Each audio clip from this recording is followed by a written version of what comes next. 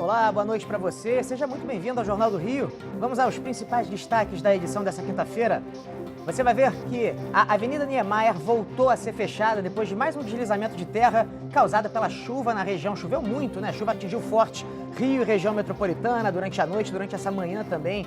A gente vai falar ainda da atuação das milícias. As milícias agora faturando também com as balsas nas lagoas da Barra da Tijuca. Já mostramos essa história aqui no Jornal do Rio, na época da construção do pier. Agora as embarcações entraram em operação e estão levando lá, sem as mínimas condições de segurança, os moradores de Rio das Pedras até a estação Jardim Oceânico do metrô.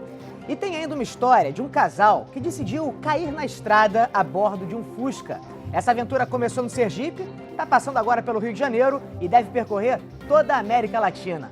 Fique ligado com a gente, o Jornal do Rio volta em 30 segundos.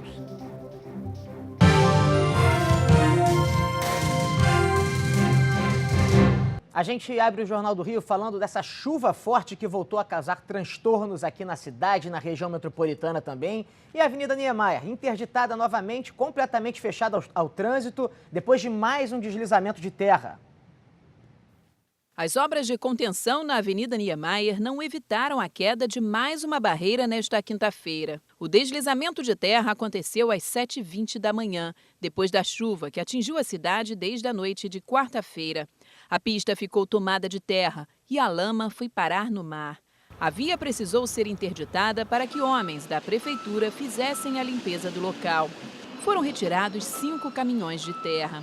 Além deste trecho, outros pontos da encosta também foram afetados. Só este ano houve pelo menos 3 grandes deslizamentos de terra aqui na Avenida Niemeyer. O mais grave aconteceu em fevereiro, quando 2 pessoas morreram.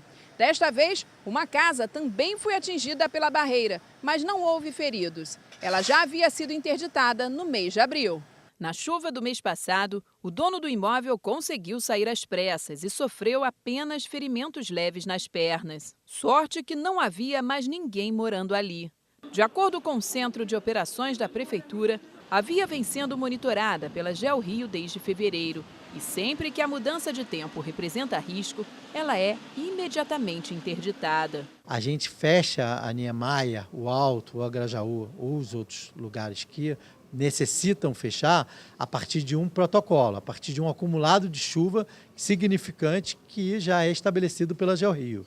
Nesse caso, hoje, a gente tinha em 1 hora 6 milímetros de chuva naquele local, no pluviômetro do Vidigal, e, na verdade, para fechar a via 45 milímetros. Então, ela está muito distante de um fechamento de protocolo de via.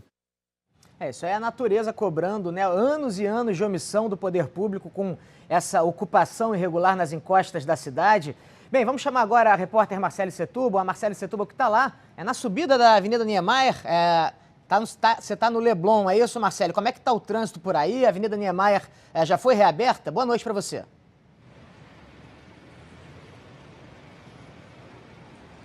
Fernando, boa noite para você, boa noite a todos. A Avenida Niemeyer continua interditada, homens da Guarda Municipal estão aqui auxiliando aí no trânsito. Apenas quem sobe pela Avenida Niemeyer neste trecho são os moradores. Então, aqui tem uma grande movimentação de mototaxistas, também de vans que estão fazendo esse transporte dos moradores aqui do Leblon em direção ao Morro do Vidigal.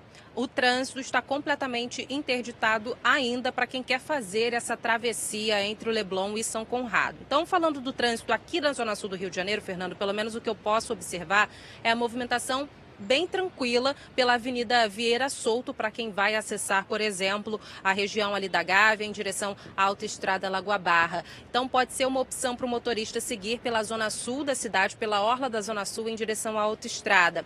Quem está na região do centro da cidade pode optar pela linha amarela, também com boa movimentação, problemas apenas na chegada à Avenida Ayrton Senna. Essa, inclusive, é a opção dada pelo Centro de Operações da Prefeitura.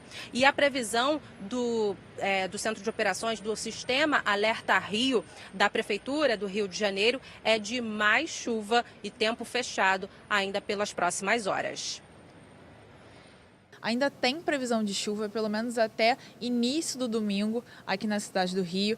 E mesmo cenário, chuva a qualquer hora do dia, tanto hoje como amanhã e também final de semana, podendo ser forte pontualmente. Isso por conta do fenômeno que está acontecendo aqui na cidade, que é a entrada de ventos úmidos do mar para dentro do continente. Então as chuvas, a maior parte das chuvas virão do oceano e poderão atingir principalmente a região litorânea. Então é uma área mais propícia nos próximos dias a ter chuva, tanto chuva como vento também. E olha, essa chuva que pegou forte aqui na capital também atingiu a região serrana, chuva que está preocupante lá em Petrópolis. Hoje o temporal alagou ruas e deixou moradores da cidade imperial ilhados. Olha só esse vídeo feito por um dos moradores, mostra, olha só gente, a força da água no meio de uma avenida, né? Passando ali, dá para ver o caminhão saindo de uma pontezinha, né? Realmente o nível do rio subiu bastante, o rio Quitandinha, e a situação por lá é muito preocupada. Eu tenho informações de que todo o efetivo da Defesa Civil do município, são 55 agentes, todo esse efetivo está mobilizado, está fazendo vistorias aí em imóveis localizados em áreas de risco. E a boa informação é que, por enquanto, pelo menos, nenhum deslizamento foi registrado na região, nenhum morador também fora de casa, pelo menos até agora, essa informação que a gente tem. Bem, vamos girar a reportagem, vamos chamar a Natasha Franco. Natasha Franco, que está direto da nossa redação. Natasha, é informação sobre um homem que estava de patinete e foi atropelado no centro da cidade, é isso mesmo? Boa noite para você. Exatamente, Fernando. Boa noite para você, boa noite a todos. A gente tem imagens logo depois desse acidente. Esse homem, o Antônio Pereira, de 32 anos, que acabou sendo atingido por um táxi que passava ali pelo centro do Rio de Janeiro. Ele acabou ficando caído, o patinete logo ao lado dele a gente consegue ver. Ele foi socorrido pelo Corpo de Bombeiros. Agentes do Centro Presente acabaram sendo acionados por conta desse acidente. Você vê o táxi logo ali atrás também na imagem. O Antônio Pereira, de 32 anos, foi levado para o Hospital Souza Aguiar, também ali no centro. A gente ainda não tem informações, isso aconteceu agora à tarde, sobre o estado de saúde dele. E, Fernando, são imagens como essa e acidentes como esse que acabaram motivando, por exemplo, um projeto de lei na Assembleia Legislativa que tenta regulamentar um pouco esse serviço, por exemplo, obrigando a empresa que fornece os patinetes a fornecer capacetes para os usuários e, principalmente, também pagar um seguro de contra-acidentes para essas pessoas que estão utilizando esses patinetes. Afinal, eles atingem uma velocidade muito grande, né, Fernando? É preocupante mesmo, Natasha. Tomara que essa vítima, esse sujeito que foi atropelado, passe bem, né? Tendo novidade, chama a gente aqui que você entra de novo no ar atualizando essa situação. Obrigado pelas informações. E a Polícia Civil fez hoje uma grande operação contra o tráfico de drogas. Foi no Complexo São João, no Engenho Novo, na zona norte da cidade. Pelo menos 13 pessoas foram presas. Um dos alvos da operação era Fábio Pinto dos Santos, conhecido como Fabinho. Ele, que está foragido, é apontado pela polícia como chefe do tráfico de drogas no Complexo do São João, na zona norte do Rio. Fábio estava em liberdade e usava a central única das favelas, onde trabalhava num projeto social para tentar ocultar sua participação no crime. No Complexo São João, propriamente dito, eles têm a intenção de invadir a área conexa do Morro dos Macacos para poder ganhar esse território e expandir a sua traficância, a sua venda de drogas. E com isso ganhar mais terreno e praticar também outros crimes. Por exemplo, eles têm agora até gerentes de roubo de cargas, gerentes de roubo de veículos, para com isso poder ter mais proventos financeiros e ganhar mais dinheiro do que a venda de drogas propriamente dita. Depois de um ano de investigações que foram divididas em 3 fases, a polícia descobriu que um dos líderes da organização criminosa, mesmo preso, ainda comandava o tráfico de drogas no Complexo do São João, na zona norte do Rio, além de outras comunidades no Meier e também na Grande Tijuca, na mesma região. Márcio José Guimarães, o Tchaca, que está preso há quase 20 anos e estava prestes a ganhar liberdade, agia junto com Fabinho. Na ficha criminal de cada um deles, há aproximadamente 40 anotações. Ao todo, foram expedidos 28 mandados de prisão e apreensão de 2 adolescentes, além de ordens de busca e apreensão. Durante a operação, os agentes também descobriram um cemitério clandestino. Só de roubo de cargas e roubo de veículos, né, e bens também patrimoniais de vítimas, ao passo que o roubo de veículo existe bens ali imediatos, uma média de 450 a 500 mil reais por mês. E dá uma olhada só nessa imagem aqui no telão. Esse drone, gente, foi apreendido hoje. Ele ia levar drogas e celulares para a cadeia pública Franje Castro, em Volta Redonda. Essa é a primeira vez que esse tipo de apreensão é feita pela Secretaria de Estado de Administração Penitenciária. Equipamento que levava esse material aos presos no interior da unidade acabou interceptado pelo pessoal da SEAP, né? Então agora a gente faz um rápido intervalo e a seguir falamos sobre a atuação da milícia em balsas que levam os moradores ali de Rio das Pedras, olha só essa situação, até a estação Jardim Oceânico do metrô na Barra da Tijuca. A gente volta já já. A Capitania dos Portos apreendeu uma balsa da milícia que vinha sendo usada para levar moradores de Rio das Pedras até o Jardim Oceânico. O Jornal do Rio vem denunciando esse caso desde que o pier começou a ser construído na comunidade. Estas imagens mostram o dia da inauguração da balsa, lotada e com dezenas de outras pessoas aguardando para embarcar no pier construído no fim da Avenida Areinha, em Rio das Pedras. Olha a linha da balsa. Olha a linha da balsa. A embarcação leva passageiros de Rio das Pedras até o metrô do Jardim Oceânico pela Lagoa da Tijuca. O serviço foi divulgado para os moradores com valores promocionais. O panfleto tem a marca da Associação de Moradores e Amigos de Rio das Pedras, cujo presidente é Jorge Alberto Moretti, o Beto Bomba. Ele é apontado como um dos chefes da milícia que atua na região e está foragido desde janeiro, quando foi realizada a Operação Intocáveis. No fim do ano passado, o Jornal do Rio mostrou o funcionamento do transporte aquático de passageiros na região, que cresceu com a chegada da linha 4 na Barra da Tijuca, e denunciou que a milícia que atua em Rio das Pedras estaria convidando barqueiros para trabalhar em balsas, ligando a comunidade ao metrô da Barra. Para a polícia, a exploração do transporte irregular é mais uma forma encontrada pelo grupo de levantar dinheiro. Ontem, uma das balsas foi apreendida pela Capitania dos Portos por causa de irregularidades, como a falta de documentação. Outra preocupação é com a segurança dos passageiros por causa do assoreamento na lagoa e dos riscos de navegabilidade. Nesta quinta-feira, a movimentação na Lagoa da Tijuca era grande, mas a balsa divulgada pela Associação de Moradores de Rio das Pedras não rodou.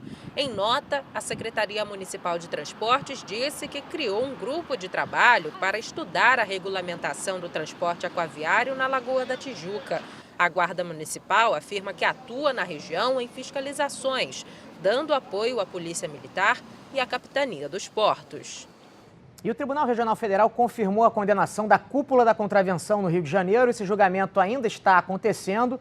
Os dois primeiros desembargadores a votar decidiram reduzir a sentença do Anis Abraão Davi, o patrono da Beija-Flor, e também do capitão Guimarães, ex-presidente da Liesa, de 47 anos de prisão para 23 anos de prisão, e ainda cabe recurso. Olha aí na reportagem. O Tribunal Regional Federal confirmou a condenação do presidente de honra da Beija-Flor, Anis Abraão Davi, e do ex-presidente da Liga das Escolas de Samba, Ailton Guimarães Jorge. O julgamento já tem mais de 10 horas de duração. O relator Abel Gomes votou pela redução da pena dos contraventores, dos 47 anos da sentença em primeira instância para 23 anos de prisão. Nesse momento, votam os outros desembargadores da turma.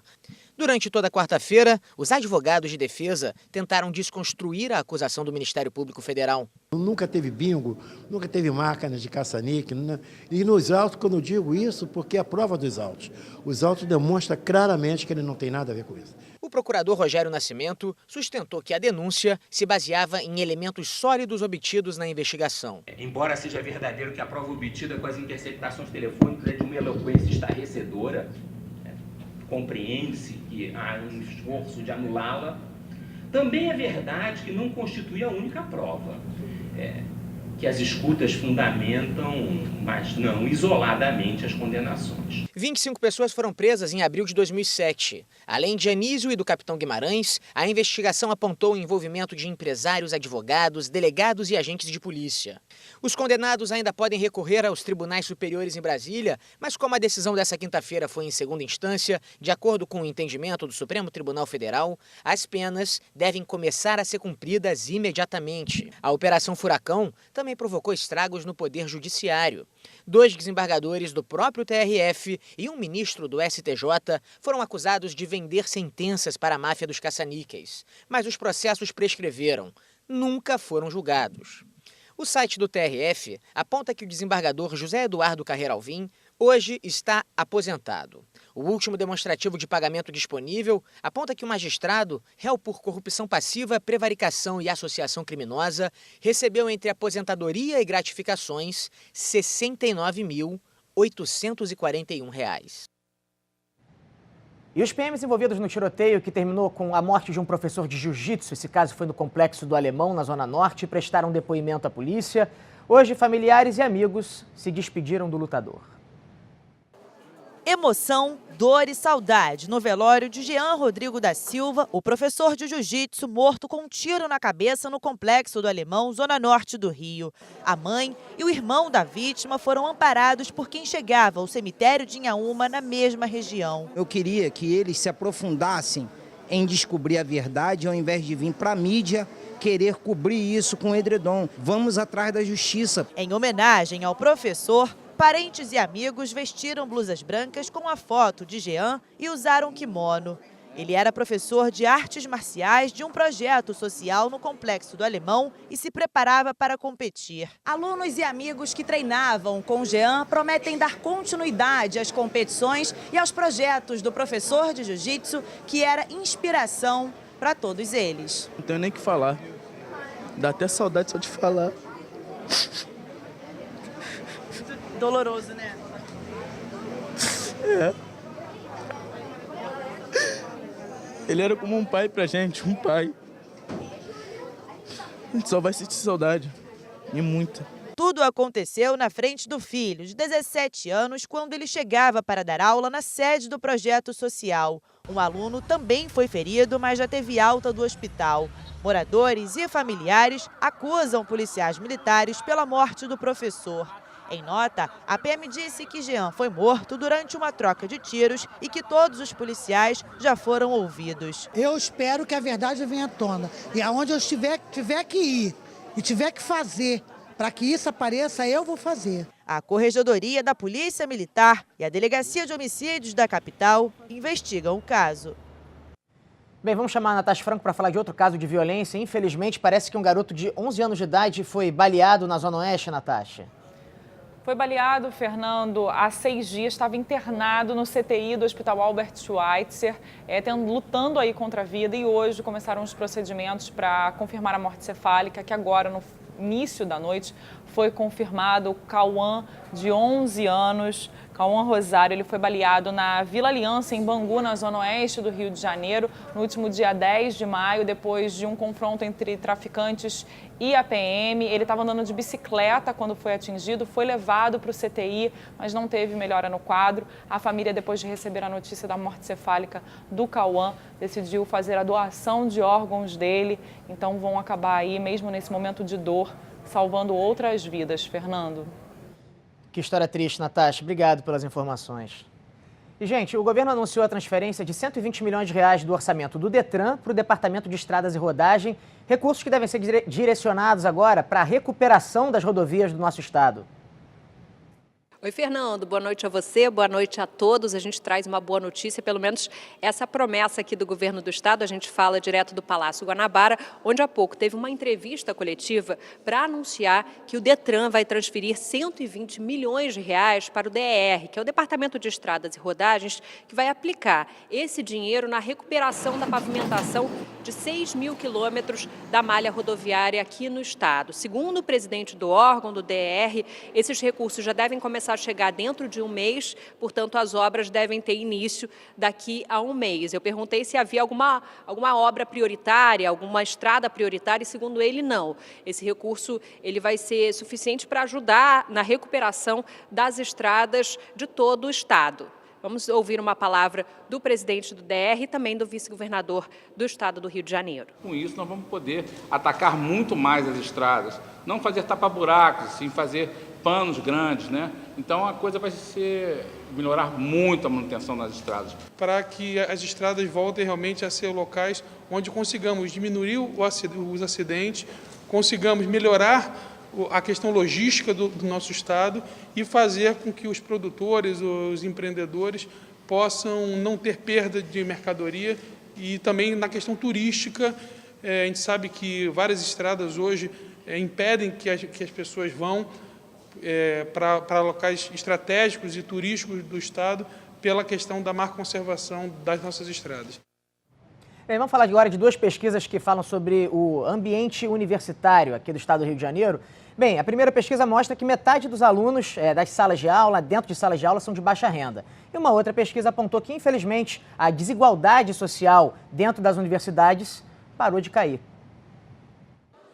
Adriane e o Lucas não se conheciam até a gravação desta reportagem, mas os dois têm muita coisa em comum. Nascidos em famílias pobres e moradores da zona norte do Rio, os dois estudaram a vida toda em escolas públicas e conseguiram realizar o sonho de passar no vestibular de uma das melhores universidades do país, a UFRJ. Todo dia eu saía da escola às 4h30, chegava em casa às 5h e ficava vendo videoaula online no YouTube e até meia-noite ficava estudando. E eu fiquei assim direto por um bom tempo e aí eu fiz o Enem pela primeira vez e consegui passar. Eu fiz Jovem Aprendiz numa empresa pública e com o salário de Jovem Aprendiz eu paguei um curso pré-vestibular, né, online, que era eu conseguia estudar só de noite pro Enem, né? E assim que eu passei. Segundo uma pesquisa divulgada hoje pela Andifes, a associação que reúne os reitores de universidades federais do país, mais da metade dos alunos dessas instituições pertence a famílias de baixa renda, que ganham menos de um salário mínimo per capita por mês. O estudo mostra ainda que entre 2014 e 2018, houve uma queda no percentual de estudantes com renda de até meio salário mínimo nos institutos federais de ensino superior. O raio-x dos alunos das universidades brasileiras aparece também em um estudo feito na Unicamp, com base em dados da Pesquisa Nacional por Amostra de Domicílio, a PNAD. Em 2001, 82% dos estudantes de estabelecimentos públicos e privados estavam entre os 30% mais ricos do país. Em 2015, essa participação caiu para 51,5%. Mas com a crise, a distância voltou a aumentar. A gente precisa resolver esse problema, e esse problema é um problema econômico. Esse problema precisa ser resolvido. Resolvendo esse problema, ganhando um fôlego agora, a gente consegue trabalhar as outras questões. Agora, inclusive a educação. Principalmente a educação, que é uma mola propulsora para uma economia melhor amanhã. Veja a seguir a história de um casal que saiu de Sergipe a bordo de um Fusca com destino ao Peru, mas no meio do caminho tinha que fazer um pit stop aqui na cidade maravilhosa. A gente volta pra cá. Bem, a gente vai contar agora para vocês a história de um triângulo amoroso. É isso mesmo, é o Cláudio, a Carol e o Fusca deles, carinhosamente batizado de Lindomar. Esse casal decidiu pegar a estrada, saiu lá do Sergipe, nessa aventura que deve percorrer toda a América Latina. Há 3 meses, este casal de Aracaju, no Sergipe, decidiu se lançar numa aventura grande. 30 mil quilômetros pela América Latina em um ano e dentro de um Fuscão vermelho, o Lindomar. Um dia eu estava cansada, estressada do dia a dia, da rotina, e aí eu cheguei em casa e fiz, amor, vamos viajar de carro pro Peru. Foi aí que começou a corrida para preparar o Fusquinha de 1970. A gente consertou ele para fazer a viagem, então tinha muita coisa ainda para resolver que a gente foi resolvendo no meio do caminho. O carro também sofreu algumas modificações para que o trajeto fosse mais confortável. Ganhou um porta-luvas de bambu e um armário no lugar do banco de trás. Mas é ao longo do trajeto que o Lindomar vai ganhando a cara do Cláudio e da Carol. Esse bagageiro aqui, por exemplo, foi instalado em Salvador. E os adesivos na janela traseira são lembranças de amizades que ficaram pela estrada. As pessoas, quando vê o Fusca parado, deu algum problema, deu alguma pane, o carro está parado no meio da rua, mais do que buzinadas de reclamação, você recebe pessoas aptas a lhe ajudar. Então, acredito muito que o próprio Fusca, ele é um personagem que traz muito benefício para a gente na estrada. Os dois já passaram pela Bahia, Minas e chegaram ao Rio de Janeiro. Daqui, eles seguem rumo ao Uruguai. Os dois registram todas as experiências nas redes sociais e pretendem lançar um documentário. Está sendo uma surpresa atrás da outra. E as pessoas, quando vê que a gente está viajando de Fusca, elas recebem a gente, interagem com a gente. Isso é uma experiência que eu acho que nenhum outro tipo de viagem poderia proporcionar. Muito legal, uma boa sorte para os fusconautas. A viagem deles continua amanhã e a nossa termina aqui. Um abraço, até a próxima.